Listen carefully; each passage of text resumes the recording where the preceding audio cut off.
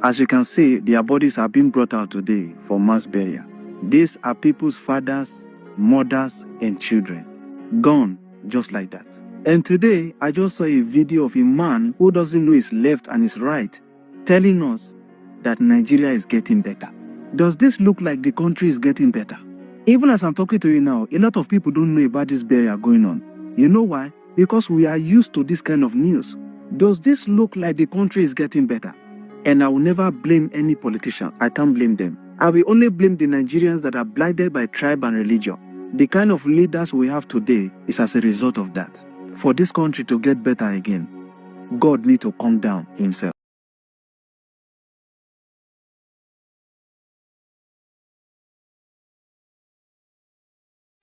Alright guys, welcome to my channel guys. So everyone is currently calling out Atiku and some other presidential aspirant. Let me say some other presidential candidates that are actually preparing to come out, that everybody should sit down and sit back and let P2B come out so that Nigerians would be able to focus on who they want as their leader. Alright, so I'm going to actually allow this video for you guys to see all detailed information and everything that's being discussed and going by the vote rigging vaccine, political matters. Where the So let's sovereignty, President Muhammad Buhari are taking the sovereignty back to the country. I do not blame those who are saying, okay, the North should vote. Atiku even said so himself, though he regretted that that was an overstatement, an overreach for a statesman of his stature to come by his side as in a ticket, telling them not to vote for Yoruba and not to vote for Igbo. We have heard those stories before, but luckily for our dear country, majority has the consensus that there should be a rotation convention for fairness, justice, and equity. So I do not bother myself for those who are saying that. They should continue saying so, but if they go back to their villages, the villagers will tell them that that is not right, that we must preserve our dear country. We have no other country than this one. No matter if you go to America, there's a height you can get to and you can't climb further. This is the only country where all of us can aspire to be president. And in our own wisdom, since the Fourth Republic, we came to the inevitable conclusion that there should be rotation. So anybody who consciously is breaching the rotation convention is either a stomach infrastructure pursuit, or rather he might have something to settle about another person. As per Asiwaju Bola Ahmed Tinubu, what nobody can deny him that he knows the onion. Atiku had lost his base. We are more bothered about P2B and others. And Kwankwaso, we are trying to tell the North that the zoning convention, we know Kwankwaso is qualified and highly capable, but Kwankwaso is riding against the storm of zoning convention. So if you tell us about P2B, then we can say, okay, that's where we're worried, but not about Atiku, who has lost his base. Atiku cannot. All right. I challenge those who are saying so. He cannot have had the Buhari's 12 million votes. Okay. He can't. He doesn't have the Buhari vote bank. A northern emir, a prominent northern emir, has given indication of who will inherit former President Muhammad Buhari's legendary 12 million votes in northern Nigeria. That is what we're going to talk about in this video. And if you're new to my channel, you're not yet subscribed to my channel, please subscribe to my channel. Hit the subscription button, hit the notification bell. When you subscribe to my channel and hit the notification bell, anytime I have a new video, you'll be among the first to know. God bless you. Now, when the former Vice President, Alhaji Atiku Abubakar, announced his resignation from the People's Democratic Party and completely moved to the African Development Congress ahead of the 2023 presidential election, at the time, Nigerians were still mourning the death of President Muhammad Buhari.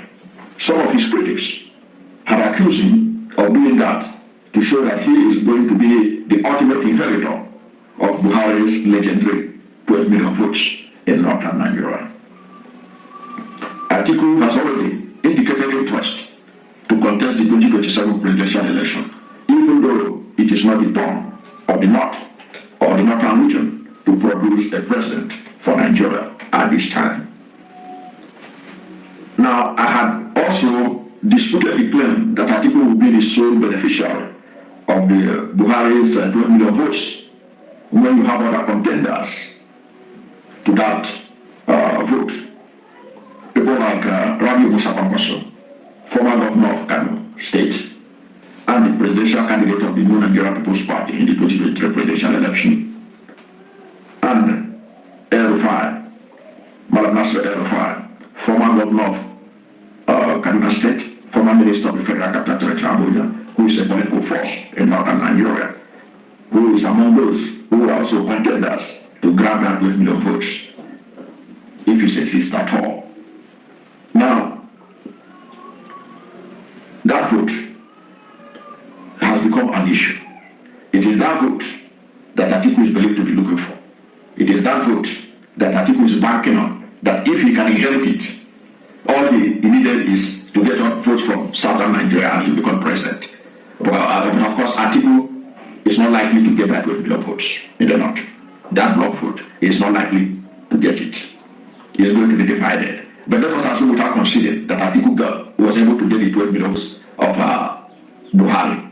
That would not make him president. Buhari had consistently been getting these 12 million votes across series of elections, but he couldn't become president until there was a national acceptability of Buhari of a sort, when people from north central Nigeria who never voted for him before voted for him. You know, when states like Plateau begin to vote for Buhari, Benue, Nasarawa, all these places that he never won before, okay, when he began to win in Niger State, that was when he won, and that was in 2015. So 12 million block vote of Buhari cannot make Atiku president. That's a fact, because he couldn't make Buhari president.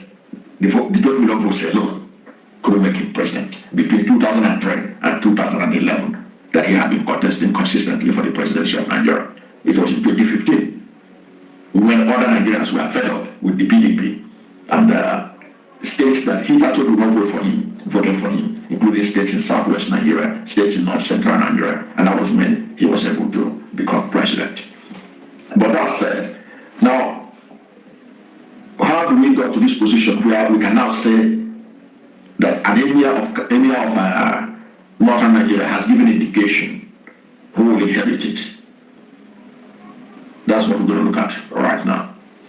Now, the emir who has given an indication of who will inherit Buhari's 12 million votes is the emir of Daura, the emir of Buhari himself.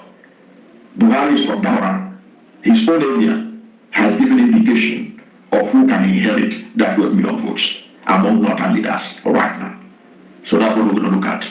But before we go into that, if you are new to my channel, you have not yet subscribed to my channel, please subscribe to my channel, hit the subscription button, hit the notification bell. When you subscribe to my channel and hit the notification bell, anytime I have a new video, you'll be among the first to know.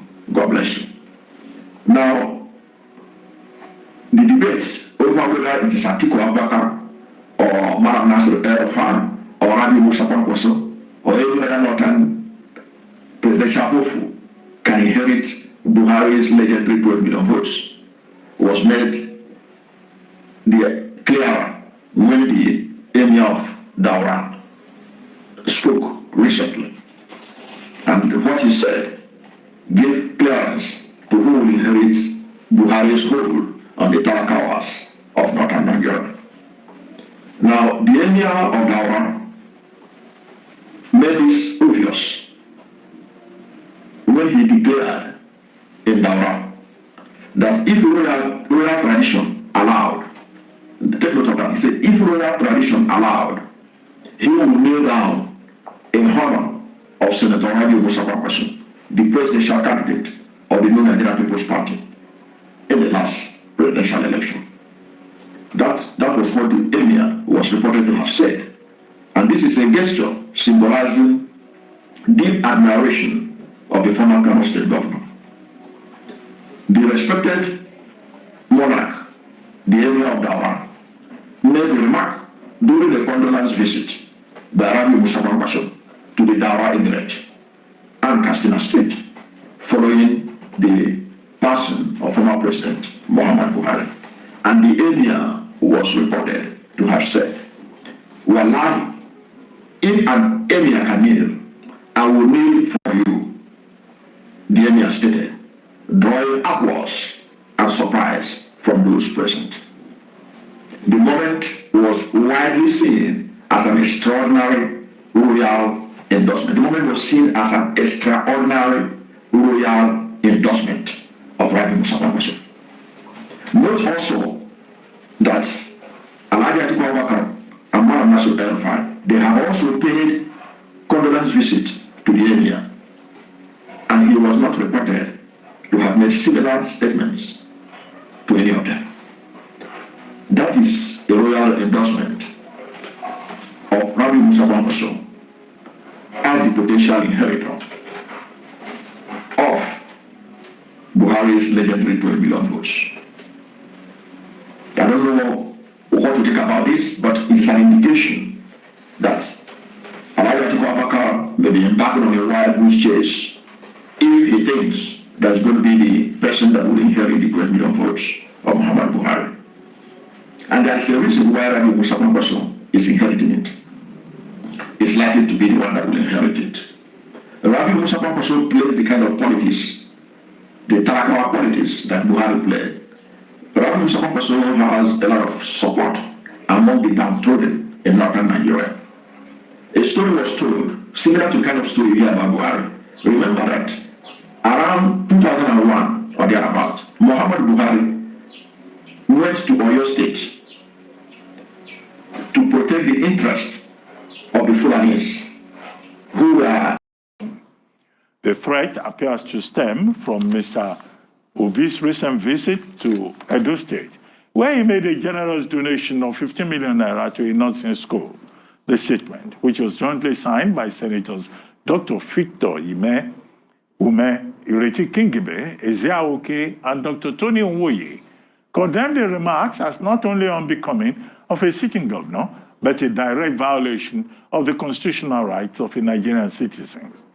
However, the Edo State governor has dismissed claims that he issued any threat against Peter Obi. In a statement released by his chief press secretary, Fred Itwa, Governor Okpebholo clarified that his comments were misrepresented. He explained that he only stressed the importance of security protocols for high-profile individuals, especially politically exposed persons visiting the state. Joining us on this show to discuss the Edo State Governor's declaration about Peter Obi's safety in Edo State is Kenneth Okonkwo, a lawyer. He will also share his thoughts on the Kaduna State Police Command suspending a planned political rally by supporters of Mr. Peter Obi in honor of his birthday. Good morning, Kenneth Okonkwo, and thank you very much for joining us on the morning show. Yeah, good morning, Dr. Abati, Rufai Vimbai, and good morning, viewers from wherever you're watching us. Okay, I think it's a settled matter that Section 41, Sub 1 of the 1999 Constitution guarantees the freedom of movement. Section 15, Sub 3(4) also says, look, the Constitution of Nigeria encourages integration, that people can settle in other parts of the country, and that will not be a problem in any part thereof once you are a citizen, and that you can even marry from wherever you like. But Governor Okpebholo of Edo State seems to be denying Mr. Peter Obi his rights to even marry from Edo State if he wants. But he even says he cannot come there. But he now says he was misunderstood. There was a video evidence that everybody has seen. He was saying his security will not be guaranteed, and how will he dare come to Edo State without clearing with him? If you want to go to Edo State, you have to clear with the governor, whether you are a politician or not. So please, this is the dilemma. Can you help us unpack it? Well, thank you for this once more. I am going to unpack this dilemma from 3 perspectives or more. 1, as a constitutional and human rights lawyer. 2, as an opposition leader. And 3, as a citizen of Nigeria from Southeast extraction. Now, as a lawyer, you have rightly pointed out that Section 41 is very clear. And let me state what Section 41 said clearly. That every citizen of Nigeria shall be entitled to move freely underline, throughout Nigeria, and to reside in any part thereof. And no citizen of Nigeria shall be expelled from Nigeria or denied entry thereto or exit therefrom. If you put it into context with Edo State, it simply means no citizen of Nigeria can be expelled from Edo State or denied entry into Edo State or exit therefrom. And every citizen of Nigeria has the right to move. It is illegal, it is irresponsible, and it's largely illiterate. Coupled with Section 39 that guarantees freedom of expression and Section 40 that guarantees freedom of association and assembly. Having said that, as a lawyer, let me talk as an opposition leader. This is a direct attack, threat, intimidation of opposition leaders. Recall that Adams Oshomole blocked airports. Even the Minister of Aviation noted that what he did was wrong. Yet nobody threatened him. Nobody locked him up. If it were an opposition leader, he would have been in jail cooling off before anything is said and done. But whenever you come to APC, your sins are forgiven. And look at an innocent citizen, just because he's an opposition leader, he's been threatened, his life being threatened, that he should not step into Edo State by a governor that is INEC produced, figure challenged, penchomic and petite, and largely illiterate, like I said.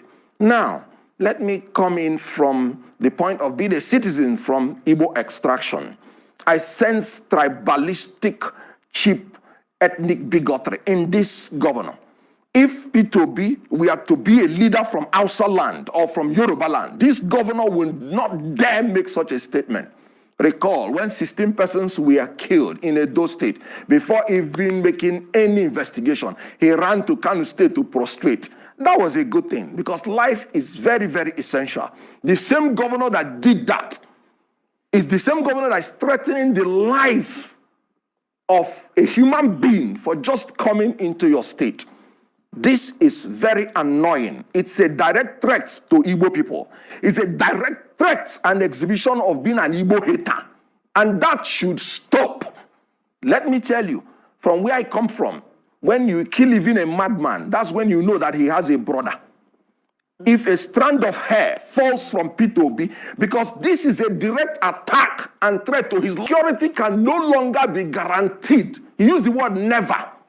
If he does not take permission from him. Let me ask Mondo Pobole, does it mean that when he finishes as a governor, before he travels to any state in Nigeria, he would have to seek the permission of all the governors?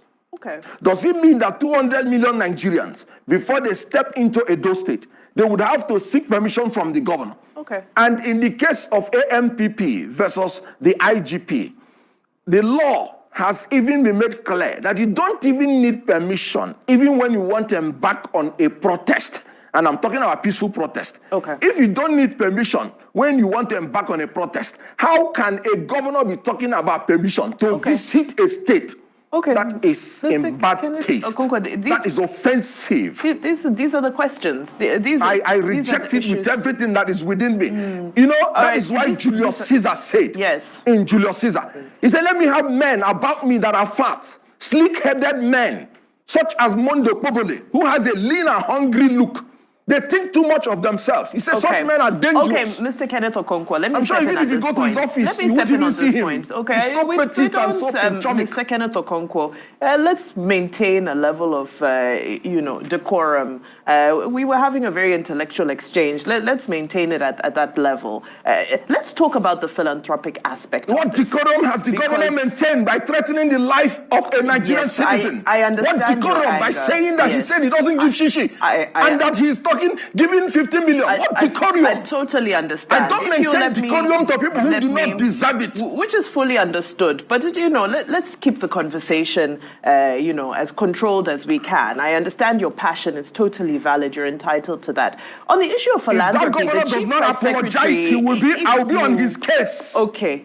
If you allow me, the Chief Press Secretary also alluded to these, like you've just mentioned, to the philanthropic acts. And he was saying that there have been some incidents concerning Catholic churches in Edo State. There have been some kidnappings and some security issues. And according to Governor Okpebolo's Chief Press Secretary, he said that he was concerned that these acts of philanthropy will draw the wrong type of attention to these churches and some of their priests and parishioners that may exacerbate the security situation around them. I'd love to know your thoughts around this worrying statement, because with the state of the economy, I know people are encouraging philanthropy, but in this case, the Chief Press Secretary is saying that Mr. Peter Obi and other people should not publicize their philanthropy. What are your thoughts?